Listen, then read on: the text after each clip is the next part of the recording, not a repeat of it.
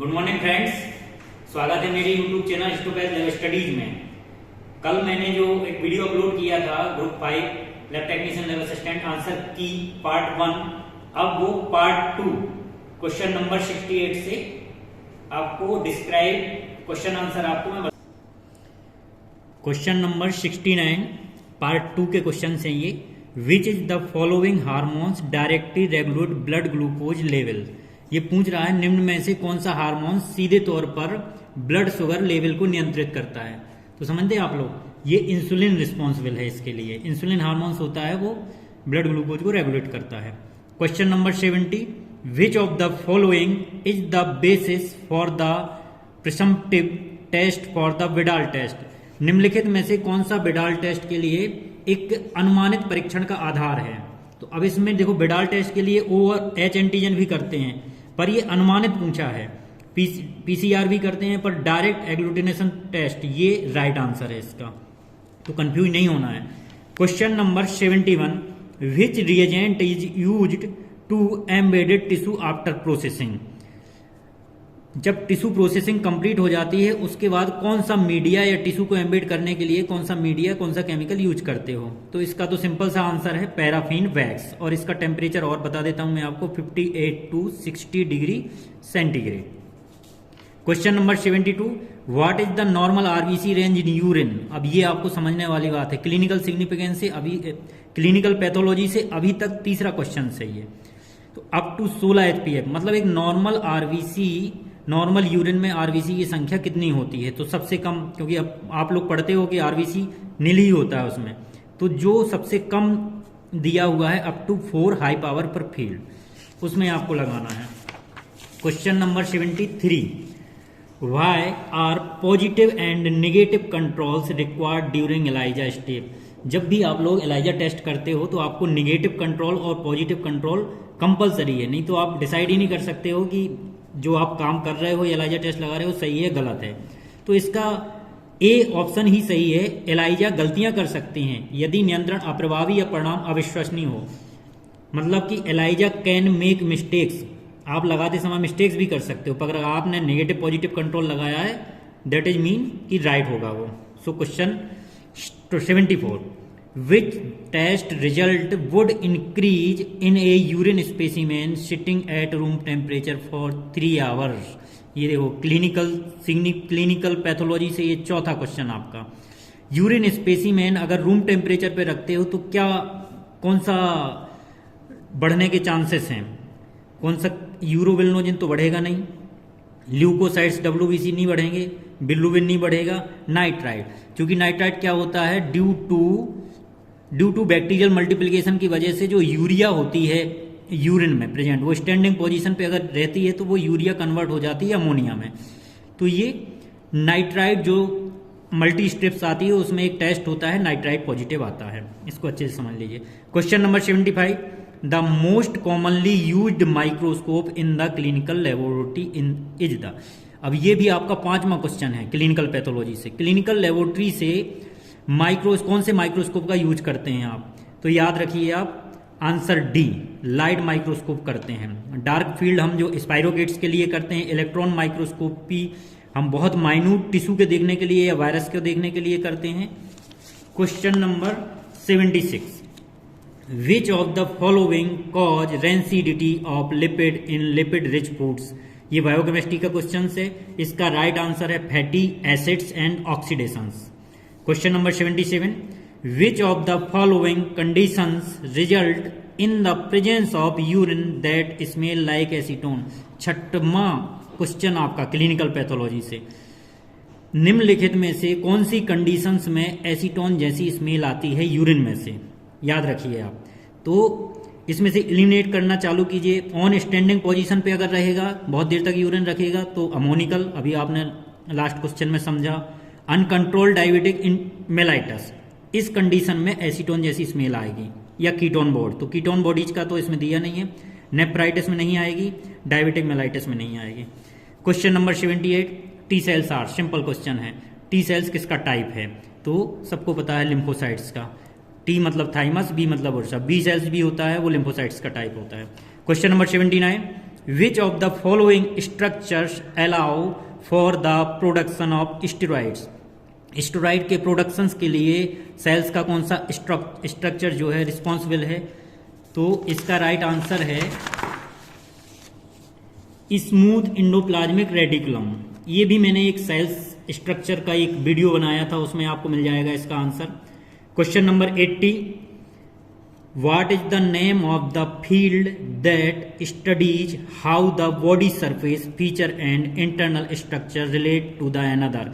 मतलब ये पूछा गया है कि जिसमें बॉडी स्ट्रक्चर और इंटरनल स्ट्रक्चर का अध्ययन करते हैं वो किस ब्रांच के अंतर्गत आता है? तो ये सरफेस एनाटॉमी के अंतर्गत पढ़ेंगे हम। एम्ब्रियोलॉजी के लिए तो एम्ब्रियोलॉजी का अध्ययन करेंगे, साइटोलॉजी में study of the cells, histology में स्टडी ऑफ द टिश्यू। तो ये तीनों क्वेश्चन नहीं होंगे, राइट आंसर होगा वो ए होगा। Question number 81, which of the following integumentary systems structure is classified as an epidermal appendage. तो ये क्वेश्चन जो है थोड़ा सा टफ है। इसका जो राइट आंसर है वो हेयर है। हेयर जो है एपिडर्मल अपेंडेज में क्लासिफाइड होता है। Question number 82, the universal solvent is, मतलब जो सब में घुलनशील है वो क्या है? तो सिंपल सी बात है, ये वाटर है। 10% एथेनॉल तो नहीं है, ना तो सोडियम क्लोराइड से, ना NaCl से। क्वेश्चन नंबर 83, एक अर्ध ठोस ऊतक का क्या नाम है जो हड्डियों के स्पंजी या जालीदार क्षेत्रों के भीतर पाया जाता है? तो आंसर है इसका बोन मैरो। बोन मैरो क्या होता है? स्पंजी भी होता है और ये, तो right answer bone marrow. Question number 84, which chemicals are most highly malleable, मतलब कि कौन सा केमिकल आघात वर्धनीय होता है जो आघात को सह सकता है? तो ये है ऑर्गेनिक। इसका राइट आंसर जो है option number D, organic solvents. ये केमिस्ट्री का क्वेश्चन है। Question number 85, which of the following should a sickle cell anaemia patient avoid. Sickle cell anaemia patients को क्या अवॉइड करना चाहिए? तो स्विमिंग गलत आंसर, न्यूमोकोकल इम्यूनाइजेशन करा सकते हैं, स्विमिंग भी कर सकते हैं, केवल डिहाइड्रेशन मतलब पानी की कमी नहीं होना चाहिए अगर सिकल सेल एनीमिया पेशेंट है तो। Question number 86, which safety equipment is not needed when measuring out a volume of strong waste. तो इसका जो मजबूत आधार के आयतन को मापते समय किस सुरक्षा उपकरण की आवश्यकता नहीं होती है? इन सारी चीजों की होती है, लेमिनार फ्लो वुड की नहीं होती है। Question number 89,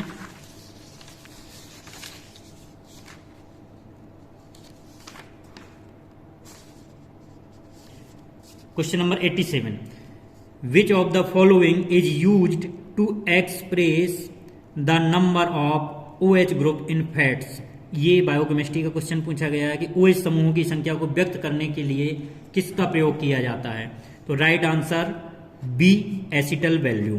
question number 88, identify the false statement regarding 24 hours urine collection. देखिए आप क्लिनिकल पैथोलॉजी से कम 6 से 7 क्वेश्चन आए हैं जो आप लोग डेली करते हो प्रैक्टिस में। वो एक एक चीज आपको समझनी चाहिए कि अगर स्टैंडिंग पोजीशन पे है तो क्या होगी, ज्यादा देर रखोगे तो प्रिजर्वेटिव की जरूरत पड़ेगी। हर जगह सीखने की है, आप कहीं भी सीख सकते हो। तो इसका जो राइट आंसर है वो है C, collection during the night are discarded. Question number 89, which among the following bones in the human body is the smallest. 11th-12th का क्वेश्चन है कि एक ह्यूमन बॉडी के अंदर कितनी, मतलब सबसे छोटी जो स्मॉलेस्ट बोन होती है वो कौन सी होती है? तो ये कान की हड्डी होती है, स्टेप्स होती है।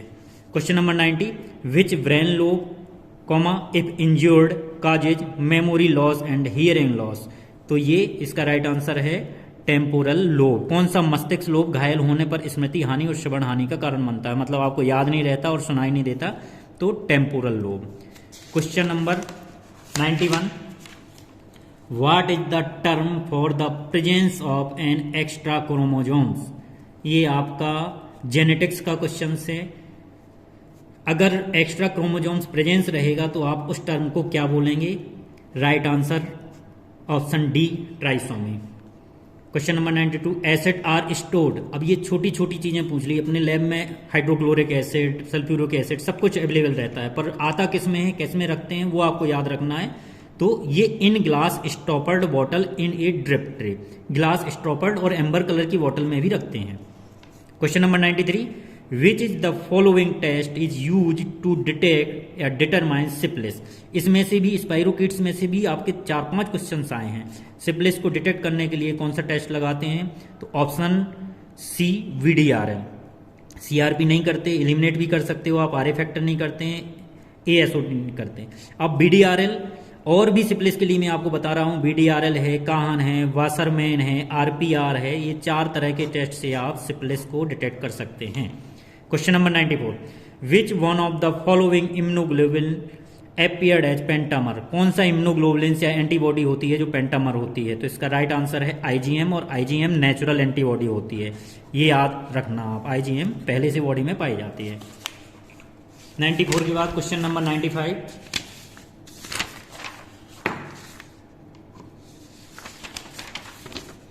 Question number 95, what is the number of nerve pair that emerge from the spinal cord. अब आपको स्पाइनल कॉर्ड में पता होना चाहिए कि आपका सर्वाइकल से लेके cervical, thoracic, lumbar, sacral, total कितने नंबर्स होते हैं, उसके अकॉर्डिंग आप दिमाग लगा सकते हो कि टोटल 31 पेयर होते हैं, तो नर्व भी 31 पेयर्स निकलेंगे। Question number 96, which of the following accurately describe A lymphocyte subtypes. Lymphocyte से दूसरा क्वेश्चन चाहिए, लिम्फोसाइट्स के सब टाइप को क्या बोलते हैं? तो अभी ये क्वेश्चन दोबारा रिपीट हुआ है। T सेल्स, T मतलब thymus cells. Question number 97, which of the following may result in oliguria from renal causes. सातवां क्वेश्चन, टोटल पेपर में 75 मार्क्स में 7 क्वेश्चन जो है आपके को क्लिनिकल पैथोलॉजी से हैं। ओलिगोयूरिया किस रीनल कॉजेज होता है, वो किस कंडीशंस में होगा? तो वो बीमारी होगी एक्यूट ट्यूलर नेक्रोसिस, याद रखिए ये। Question number 98, convert 41 degree centigrade to Fahrenheit. Physics का सवाल है, अगर 41 डिग्री सेंटीग्रेड को कन्वर्ट करना है फ़ारेनहाइट में तो कितना होगा? तो आप ऐसे दिमाग लगा लीजिए कि 37 डिग्री सेंटीग्रेड जो है वो नॉर्मल होता है, और अगर फ़ारेनहाइट में कन्वर्ट करें तो 98 डिग्री सेंटीग्रेड, तो थोड़ा बहुत ज़्यादा होना चाहिए। तो इसका जो राइट आंसर है वो 105.8 Fahrenheit. Question number 99, how much 5% HCl is required to make 500 ml of 2% solution. मतलब 500 मिलीलीटर में 2% घोल बनाने के लिए कितना 5% HCl आवश्यक होगा? तो जिसने ये फार्मूला पढ़ा होगा M1V1 वही इसको कर सकता है M2V2, वरना इसको सॉल्व नहीं कर सकता, फिर तो तुक्का मारना पड़ेगा। पर इसका राइट आंसर है 200 ml। Question number 100, last question, white blood cells WBC should make up what percentage of an adult blood. Total WBC count एक एडल्ट ब्लड में कितनी संख्या होती है? तो सबको पता है ये 4000 से 11000 पर यूनिट, हमेशा ध्यान रखें आप, माइक्रोलीटर या फिर पर क्यूबिक mm। तो ये था पूरा डिस्क्रिप्टिव आपका जो 2022 में पेपर आया है लैब असिस्टेंट और लैब टेक्नीशियंस का। प्लीज़ आप मेरे अपने नंबर मेरे को ज़रूर शेयर करें ताकि मैं कट ऑफ प्रॉपर बना सकूं, और आगे के एग्ज़ाम के लिए आपको बहुत बहुत बधाई। Thank you.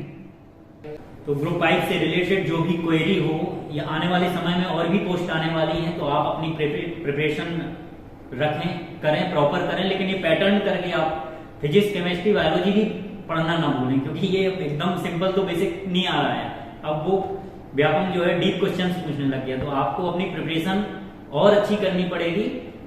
और सब्सक्राइब करें मेरे चैनल को, कमेंट्स में जरूर बताएं आपको कितने नंबर ऑब्टेन हुए हैं, ताकि मैं एक एक्सपेक्टेड प्रॉपर कट ऑफ बना सकूं।